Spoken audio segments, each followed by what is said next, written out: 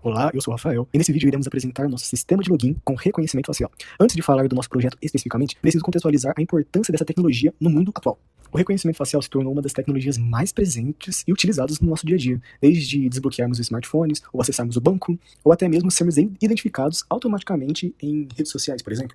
Mas como que a gente chegou até aqui? A história do reconhecimento facial começa nos anos de 1960, quando Woodrow Bledsoe desenvolveu o primeiro sistema semi-automático que exigiu marcação manual de características faciais, como distância entre olhos e largura do nariz. Era um processo extremamente trabalhoso e limitado. Nos anos 90, tivemos avanços muito importantes com os algoritmos de Aging Faces e Fisher Faces, que utilizavam análise de comportamento principais para representar faces matematicamente, eliminando a necessidade de marcação manual. E em 2001, Paul Viola e Michael Jones revolucionaram a área com um algoritmo de detecção facial usando Hair Cascades, que era rápido o suficiente para funcionar em tempo real. A partir de 2012, a verdadeira revolução aconteceu com o surgimento das redes neurais profundas. E em 2014, o Facebook lançou o Deep Face, que alcançou 97,35% de acuracia da identificação facial, um desempenho próximo ao nível humano. No ano seguinte, o Google apresentou o Face Mesh, que introduziu o conceito de images faciais, ou seja, representações vetoriais compactas das características do rosto. Essa é a base da tecnologia que utilizamos hoje. Agora, qual a problemática que motivou nosso trabalho? As senhas tradicionais apresentam diversas vulnerabilidades. Elas podem ser esquecidas, roubadas, hackeadas ou compartilhadas indevidamente. Estudos indicam que cerca de 81% das violações de dados são relacionadas a senhas fracas ou comprometidas. Por isso, desenvolvemos um sistema de autenticação biométrica, que utiliza algo que você sempre tem com você e que não pode ser facilmente roubado ou esquecido, o seu próprio rosto.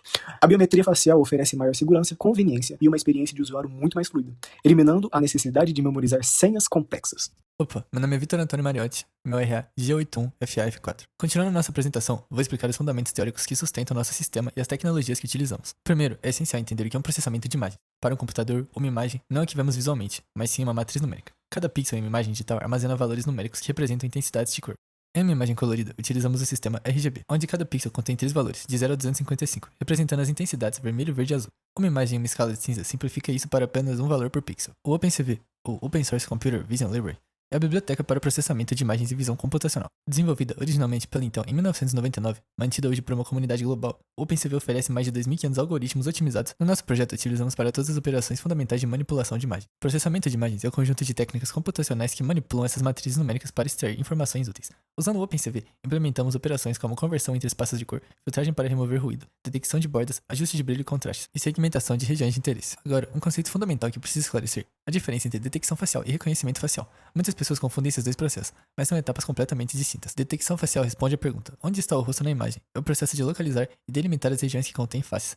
Reconhecimento facial, por outro lado, responde de quem é o rosto e o processo de identificar a identidade da pessoa. No nosso sistema, a detecção sempre precede o reconhecimento. Para a detecção facial, utilizamos o algoritmo Hair Cascade, implementado no OpenCV. Esse algoritmo, proposto por Viola e Jones em 2001, utiliza características de Hair, que são padrões retangulares de contraste entre regiões claras e escuras da imagem. O OpenCV disponibiliza o Cascade Classifier, que carrega modelos pré-treinados como Hair Cascade Frontal Face Default XML. O algoritmo funciona como uma cascata de classificadores, onde cada estágio avalia rapidamente se uma região pode conter uma face, rejeitando rapidamente regiões negativas e economizando o processamento. A função Detect Mood Scale aplica essa cascata em múltiplas escalas da imagem, permitindo detectar faces de diferentes tamanhos. Para o reconhecimento propriamente dito, utilizamos o conceito de embed faciais. Um embrim é uma representação vetorial numérica compacta das características únicas do rosto de uma pessoa. Em vez de comparar imagens pixel por pixel, o que seria ineficiente e impreciso, extraímos essas representações matemáticas. No nosso projeto, utilizamos a biblioteca Face Recognition, que internamente usa o modelo ResNet treinado pela biblioteca DLib. Esse modelo foi treinado com aproximadamente 3 milhões de imagens faciais e é capaz de extrair um vetor de 128 dimensões que representa as características faciais únicas de cada pessoa. Cada dimensão captura aspectos como distância entre olhos, formato do nariz, contorno da mandíbula, textura de pele, entre outros. Quando dizemos 128 dimensões, estamos falando de um vetor com 128 números decimais. Matematicamente, esses vetores vivem em um espaço multidimensional, onde faces similares ficam próximas uma das outras e faces diferentes ficam distantes. Para comparar faces, calculamos a distância euclidiana entre os vetores de embedings. A distância euclidiana é simplesmente a medida geométrica da distância entre dois pontos no espaço multidimensional. Se essa distância for menor que um limiar definido, consideramos que as faces pertencem à mesma pessoa. As principais tecnologias que utilizamos: Python como linguagem de programação, OpenCV como biblioteca para processamento de imagens, FastAPI como framework web para criar os endpoints de API Hash, Face Recognition e DLib para geração dos embeddings e comparação, NumPy para operações matriciais e JavaScript no front-end para captura de imagens via webcam utilizando a API Media Devices dos navegadores modernos. Bom, eu sou Pedro Avelino e vou apresentar alguns aspectos técnicos. O nosso projeto consiste em um sistema funcional de autenticação facial desenvolvido em uma arquitetura cliente-servidor. O front-end em JavaScript é responsável pela interface do usuário e pela captura de imagens via webcam com a API do Get User Media. O back-end em Python com a FastAPI utiliza o OpenCV para processar as imagens e a biblioteca Face Recognition para gerar e comparar os vetores faciais, que os embeddings. O sistema possui dois fluxos principais, o de registro e autenticação. Sendo no registro, o usuário informa seu nome, captura 3 fotos, e essas imagens passam por verificações de qualidade utilizando o OpenCV, sendo elas checagem de brilho, foco e detecção do rosto com o classificador HAR Cascade. Apenas imagens nítidas e bem iluminadas seguem para o processamento. Após isso, as fotos são convertidas para RGB, recortadas e redimensionadas. Com a biblioteca Face Recognition, a gente gera 3 embeddings de 128 dimensões que são armazenados e vinculados ao usuário.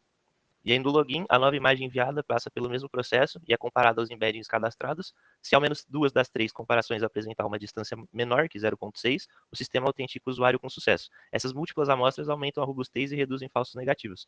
Entre as melhorias futuras, destacam-se a criptografia dos embeddings, o uso de banco de dados persistente e a implementação de liveness detection, para evitar fraudes com fotos ou vídeos. Por fim, é essencial mencionar o aspecto ético. Sistemas de reconhecimento facial podem apresentar viés algorítmico. Estudos como o Gender Shades do Joy e do Timnit mostram que alguns modelos têm desempenho desigual entre grupos. Por isso, a escolha de modelos diversos e bem treinados é fundamental para garantir a justiça e confiabilidade na tecnologia. E agora vamos para a demonstração prática do código e da aplicação em funcionamento. Eu sou o Kaique, eu fiz o front da nossa aplicação web. Basicamente, ela vai ser composta por 2 páginas HTML principais, que é a de login e a de registro, e 2 outras páginas complementares. A gente vai ter a página de Not Found, para caso alguém digite alguma coisa fora dos 2 URLs principais, e a página de sucesso para quando o usuário consegue logar. A gente tem alguns arquivos JS, cada um responsáveis por coisas diferentes. A gente vai ter o da API, que é o núcleo do sistema, ou seja, vai controlar a câmera, o preview, as validações, a captura dos frames, e a criação do form data. A gente vai ter o login, que vai garantir que tem uma confirmação antes que o usuário possa entrar no sistema. E a gente vai ter o register, que vai cuidar de toda essa parte das chamadas, justamente para a página de registro. Fora isso, a gente tem o contrato do módulo principal, que está dentro do API.js. Ali a gente vai ter as entradas, né? Ou seja, o nome de usuário, acesso à câmera, ações do usuário, como eu já falei um pouquinho. E a gente vai ter o post. Ou seja, a gente vai entregar as informações, vai apontar lá para o register e para o login. E aí a gente vai utilizar como parâmetros o nome do usuário e o embedding, que o Luiz vai explicar mais tarde. A gente está rodando nossa aplicação web no Heroku, que é uma plataforma que serve como ambiente em nuvem. Aí, no caso, dentro do VS Code, a gente precisa de alguns arquivinhos para garantir que tudo funcione de forma correta. A gente precisa desse arquivo runtime, que basicamente é a versão do Python que o Heroku está rodando.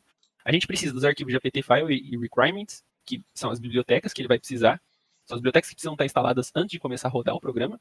E a gente tem alguns arquivinhos como o Procfile, que basicamente vai iniciar a aplicação. É o comando que inicia a aplicação lá no Heroku. Bom, eu sou o Luiz e eu vou explicar como funcionam os endpoints da nossa API. O primeiro endpoint aqui é o de registro, e aí ele recebe 2 parâmetros, que é o usuário e as imagens, e é realizado alguns processos até que a gente guarde essas informações no nosso arquivo JSON, porque a gente não está utilizando banco de dados, estamos guardando os embeddings, que eu já vou explicar o que é, no arquivo JSON, junto com o nome do usuário. Então aqui ele faz uma verificação no arquivo para ver se o usuário existe. Aqui ele começa o processamento de imagem, ele decodifica a imagem, passa por um processo de validação, alinhamento pré-processamento, que é realizado com o OpenCV, neste arquivo aqui de serviços, que ele faz a verificação de brilho, se a imagem está muito borrada, verifica se tem mais de um rosto, se está muito afastado da câmera. Antes do final, ele pega os embeddings, que é feito por outra biblioteca, que é a Face Recognition, que ele vai extrair as coordenadas do rosto e vai transformar isso num array com esses dados, que fica mais leve de armazenar. Depois de extrair, ele guarda no arquivo JSON, que é nesse arquivo repository, que ele tem todas as funções aqui de carregar os embeddings, passando o nome de usuário, verificar se o usuário existe no arquivo e carregar o arquivo no começo da aplicação. Aqui no login, no endpoint de login, a gente recebe exatamente os mesmos parâmetros, só que ao invés de guardar os embeddings, ele vai fazer as mesmas verificações que é realizado no outro, com o OpenCV, vai pegar os embeddings aqui com a outra biblioteca Face Recognition, e aí ele vai passar pela comparação, que é nesse arquivo aqui no service, que ele vai usar o Face Recognition para poder comparar, porque o Face Recognition tem essa função aqui, que a gente faz um for pelas imagens, porque a gente está utilizando 3 imagens para gerar os embeddings, né? Então a gente tem uma validação um pouco mais segura, com 3 imagens tem que ser capturadas pelo front-end. E aí a gente faz a comparação e vê se pelo menos 2 das imagens elas se aproximam do rosto que está salvo no arquivo JSON. E aqui em cima a gente tem os parâmetros que a gente usa para poder fazer a validação.